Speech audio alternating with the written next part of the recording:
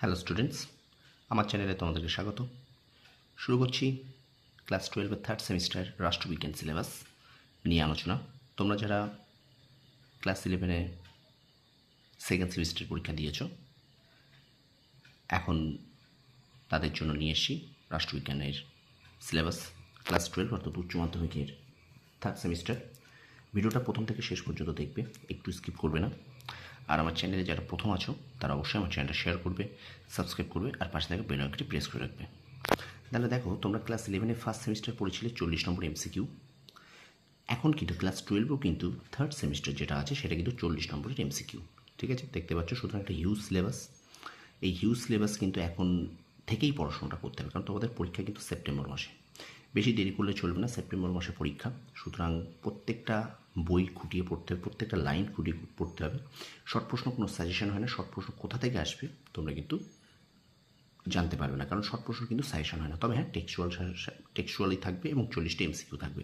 ঠিক আছে, কথা না বলে শুরু করি ক্লাসটি। চলো শুরু করি। দেখো, এখানে দেখো ইউনিট 1 আছে, বলছে দ্বিতীয় বিশ্বযুদ্ধের পরবর্তী সময়ে আন্তর্জাতিক সম্পর্ক।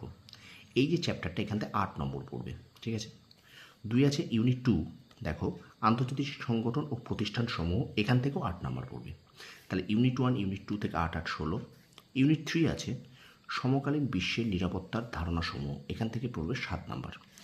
সমকালীন বিশ্বের নিরাপত্তার ধারণাসমূহ, এখান থেকে 7 নম্বর। তারপর আছে দেখো ইউনিট 4। ইউনিট 4-এ আছে জাতি গঠনের সমস্যাসমূহ, এটা 5 নম্বরের। তাহলে এখান থেকে 5 মার্কস পড়বে। ঠিক আছে, জাতি গঠনের সমস্যাসমূহ। তাহলে 8 আর 8 16, আর 7 23, আর 5 হয়ে গেল 28। এবার দেখো 8 আর 8 16, 16 আর 7 23, 23 আর 5 28। ঠিক আছে, এটা গেল। এবার দেখো 5 নম্বরে দেখো রাজনৈতিক দলসমূহ এবং দল ব্যবস্থা, এখান থেকে 5 মার্কস। ঠিক আছে, রাজনৈতিক দলসমূহ এবং দল ব্যবস্থা, এখান থেকে 5 নম্বর পড়বে। তাহলে 28 আর 5 33। আর ইউনিট 6 আছে ভারতের বৈদেশিক নীতি, এটা এখান থেকে 7 নম্বর। ঠিক আছে, ইউনিট 6 থেকে 7 মার্কস, অর্থাৎ ভারতের বৈদেশিক নীতি। তাহলে এই হলো 40 নম্বর। তাহলে 7 আর 5 12, আর 5 17, আর 7 24, আর 8 32, আর 8 40। তাহলে এই 40টা এমসিকিউ তোমরা দেখতে পাচ্ছ, একটা হিউজ পরিমাণ সিলেবাস। সুতরাং আমি কিন্তু খুব শীঘ্রই ক্লাস শুরু করে দেবো, আজকালের মধ্যেই। ঠিক আছে, 1-2 দিনের মধ্যেই ক্লাস শুরু করে দেবো। সুতরাং আমার চ্যানেলটা কিন্তু ফলো করতে হবে। আর অবশ্যই আমার চ্যানেলে যারা নতুন আছো তারা চ্যানেলটা অবশ্যই সাবস্ক্রাইব করে রাখো, যাতে তোমরা আমার ভিডিওগুলোর নোটিফিকেশান পাও। আমি তোমাদের একটা কথা বলতে পারি, আমি কিন্তু তোমাদের টেক্সচুয়াল ধরে ধরে করাবো। প্রথমে টেক্সটটা পড়িয়ে দেবো, তারপর প্রশ্ন আকারে নিয়েও আলোচনা করবো। ঠিক আছে, অতএব আমার চ্যানেলের উপরে একটু ভরসা রেখো।